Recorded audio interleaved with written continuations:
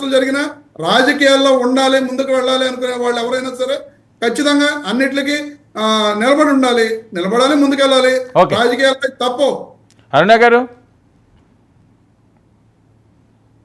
Sir నమస్తే sir, మీకు panel one ప్రతినిధికి double nine వీక్షకులు నమస్కారం.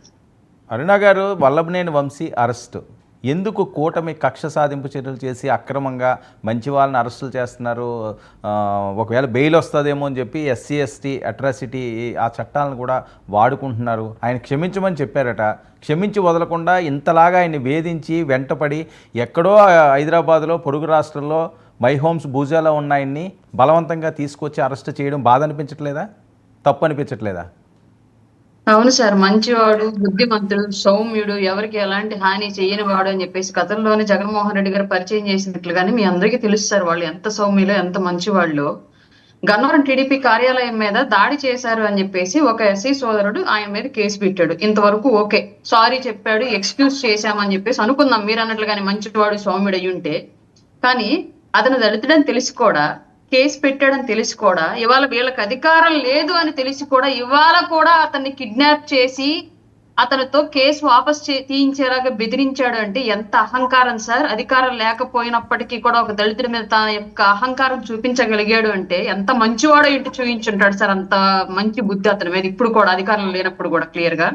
ఇంకోటి సార్, బ్రహ్మలింగం చెరువు తెలుసు మీకు గన్నవరంలో, ఆ చెరువుకు సంబంధించి అనుమతి అనేది ఎక్కడ సింగిల్ పేపర్, చిత్తు కాగితం పేపర్ మీద అనుమతి లేకుండా కోట్ల రూపాయల మట్టిని తవ్వుకొని సొమ్ము చేసుకున్నారు సార్. దీనికి సంబంధించి కేసులు నమోదయ్యాయి. దానికి సంబంధించి ఎక్కడైనా ఇప్పటి వరకు ఉందా సార్ అరెస్టులు? మాధవిరెడ్డి గారు తెలుసు మీకు, కడప టీడీపీ నాయకులు, ఆవిడ మీద గన్నవరంలో అటాక్ చేయించింది ఎవరో మీకు తెలుసుగా సార్. ఓపెన్ గా టీడీపీ కార్యాలయం మీద నేనే చేయించాను దాడి అని చెప్పేసి గర్వంగా చెప్పుకున్నటువంటి సౌమ్యుడు వల్లభనేని వంశీ సార్. సరే, ఇవన్నీ తీసేయండి సార్. అసెంబ్లీ సాక్షిగా గతంలో ఎప్పుడు కని విని ఎరుగని రీతిలో తను ఏ పార్టీలో పుట్టాడో, ఏ పార్టీలో ఎదిగాడో, తనకి ఈ స్థాయిని కల్పించినటువంటి పార్టీ ఏదో, ఆ పార్టీకి ఫౌండర్ ఎవరో, ఆయన సతీమణి ఎవరో, ఆవిడ గురించి మంచి చెడు ఆమె చేతితో అన్నం తిన్నటువంటి విశ్వాసఘాతకుడు అయ్యుండి ఆవిడ గురించి అసెంబ్లీ సాక్షిగా అసలు ఏ విధమైన వ్యక్తిగత హననానికి పాల్పడేటువంటి అవకాశాలు లేనటువంటి అసెంబ్లీలో ప్రజా సమస్యల గురించి, ప్రజలకు చేయాల్సిన సంస్కరణల గురించి మాట్లాడాల్సినటువంటి అసెంబ్లీలో వ్యక్తిత్వ హననానికి పాల్పడుతూ పుట్టుకల గురించి నా భూతో నా భవిష్యత్ అన్నట్టుగా గతంలో ఎప్పుడు అసెంబ్లీ సమావేశాల్లో రానటువంటి ప్రస్తావనలను తీసుకొచ్చి అక్కడ ఒక సీనియర్ నాయకుడిని, ఒక మాజీ ముఖ్యమంత్రిని, ప్రస్తుత ముఖ్యమంత్రి చంద్రబాబు నాయుడు గారిని మానసికంగా వేదనకు గురి చేసినటువంటి దుర్మార్గుడు వల్లభనేని వంశీ. అసలు మనకు అవసరం లేని సంభాషణలు అవన్నీ కూడా ప్రజలకు అవసరం లేదు, నాయకులకు అవసరం లేదు, పార్టీలకు అవసరం లేదు. కానీ వాళ్ళని ఏ విధంగా అయినా సరే మానసికంగా కుంగిపోయేలాగా చేయాలనేటువంటి ఒకే ఒక కుట్రపూరితమైన ఆలోచనలతోటి అట్లాంటి సంభాషణలను ఆ ప్రజాసభలో తీసుకొచ్చినటువంటి నికృష్టుడు వల్లభనేని వంశీ. అట్లాంటి వ్యక్తి ఇవాళ అరెస్ట్ అయితే గొప్పవాడు తప్పుడు కేసులు పెట్టారా? ఎవరు సార్ తప్పుడు కేసులు పెట్టింది? అధికారంలో ఉన్నప్పుడు కిడ్నాప్ చేసి బెదిరించాడంటే అర్థం ఉంది. అధికారం పోయిన తర్వాత కూడా ఒక దళితుడిని అరెస్ట్ కిడ్నాప్ చేయించి బెదిరించగలిగి కేసులు వాపస్ తీయించగలిగాడంటే అట్లాంటి అహంకారి ప్రజల్లో తిరగడానికి అర్హుడా? ఒకసారి ఆలోచించి చెప్పండి మీరు. ఇట్లాంటి ఇంకా ఎంతమంది ఉన్నారో వీళ్ళందరినీ కూడా ఖచ్చితంగా చట్ట ప్రకారం శిక్షించే తీరాలి. సమాజంలో వీళ్ళకి శిక్షలు పడకపోతే కేవలం తక్కువ వర్ణాల మీద మాత్రమే చట్టాలు పనిచేస్తాయి. పవన్ కళ్యాణ్ గారు ఎప్పుడు అంటారు చట్టం సరిగ్గా పనిచేస్తుంది అనే దానికి ఉదాహరణ ఏంటి అంటే, బలవంతుడి మీద కూడా బలంగానే పనిచేయాలి చట్టం. కానీ ఇక్కడ ఏం జరుగుతుందంటే ప్రస్తుత సమాజంలో బలహీనుడి మీద బలంగా పనిచేస్తుంది, బలవంతుడి దగ్గర మాత్రం దాసోహం ఉంటుంది. కాబట్టి చట్టం సరిగ్గా పనిచేయట్లేదు. చట్టం సరిగ్గా పనిచేసే వ్యవస్థ కోసం మనందరం పనిచేయాలని చెప్పేసి ఎప్పుడు పవన్ కళ్యాణ్ గారు చెప్తూ ఉంటారు. ఇవాళ వల్లభనేని వంశీ అరెస్ట్ చేసిన తర్వాత మాకు ఒక జస్టిఫికేషన్ అయితే దొరికింది సార్.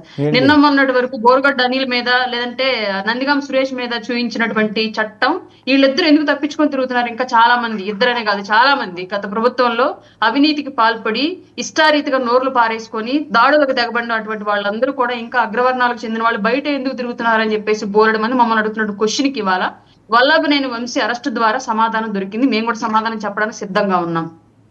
తెలుగుదేశం శ్రేణిలో ఉన్నాయండి, లేకపోతే వాళ్ళ ఫాలోవర్స్ వాళ్ళందరికీ కూడా వల్లభనేని వంశీ అరెస్టు అంటే వాళ్ళకి ఒక అధ్యాయం ముగిసినట్టే. సో జనసేనకి ఇంకా ఆ పరిస్థితి లేదు. పేరు నాని గారు లేకపోతే ద్వారంపూడి చంద్రశేఖర్ రెడ్డి గారు వాళ్ళు ఎంపైర్లు కూరుస్తామన్నారు, వాళ్ళని అన్నారు, వాళ్ళ దాకా ఇంకా రాలేదు.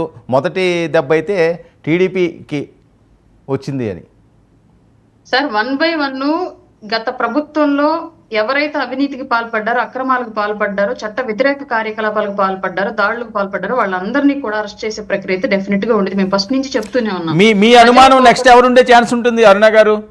మీరు సార్ చూస్తున్నారు. మాకు తెలియదు సార్, చట్టాన్ని మేము చేతిలోకి తీసుకోము. ప్రభుత్వానికి చట్టానికి సంబంధం లేదు. చట్టం తన పని తను చేసుకుంటూ వెళ్ళింది. మేము ఎవరిని కక్షపూరితంగా పలానా వాళ్ళని అరెస్ట్ చేయండి అని నేను చెప్పేసి మేము ఎవరిని కక్షపూరితంగా point out అంటలేదు. చేయట్లేదు. తప్పులు చేసిన వాళ్ళు ఎవరెవరు? ఇప్పుడు వల్లంనేని వంశీ గారు ఆ మేము చెరు- ఎవరిని పాయింట్ అవుట్ చేయట్లేదు సార్. మేము పెట్టినటువంటి కేసుల ప్రకారము, లేదంటే నమోదైనటువంటి అవినీతి అక్రమాలు స్కాముల కేసుల ప్రకారము ఎవరు టైం వస్తే వాళ్ళు జైల్లోకి వెళ్తారు. మాకు ఎలాంటి సంబంధం లేదు ఈ విషయంతో. సో అరెస్టుల పర్వం మొదలైంది అంతేనా? అంతే సార్. రమేష్ గారు ఇక్కడ ఒకటండి, చెప్పండి. ఒక పాయింట్ అండి, ఒక పాయింట్ చెబుతాను. నీతి రమేష్ గారు ఒక నిజాయితీల point. గురించి చెప్తున్న రాయపాటి అరుణ్ గారు, ఒక్క నిమిషం. తిరుపతిలో ఒక మహిళ కంప్లైంట్ పెడితే ఈ రోజుకి ఆ కంప్లైంట్ మీద యాక్షన్ తీసుకున్న పరిస్థితి లేదు. అదే మహిళను వీళ్ళు జైపూర్ పోలీసులు, రాజస్థాన్ పోలీసులతోటి అరెస్ట్ చేపించింది ఈ కూటమి ప్రభుత్వం. అది ఈ రాష్ట్రంలోని పరిస్థితి. వీళ్ళు నీతి నిజాయితీల గురించి మాట్లాడతారు. వల్లభనేని వంశీ గారిని, ఉండవల్ అనూష గారు కానీ, రాయపాటి అరుణ్ గారు కానీ దుర్మార్గుడు, నికృష్టుడు, ఈ రకంగా వీళ్ళు ఇష్టం వచ్చినట్టు తిడతారండి సార్. ఇప్పుడు ఆయన ఒక మాజీ ఎమ్మెల్యే, వీళ్ళ పార్టీలో చింతకాయల అయ్యన్న పాత్రుడు గారు ఇదే మాజీ ముఖ్యమంత్రి జగన్మోహన్ రెడ్డి గారిని పట్టుకుని ఎన్ని రకాలుగా దుర్భాషలు ఆడారో అందరికీ తెలుసు.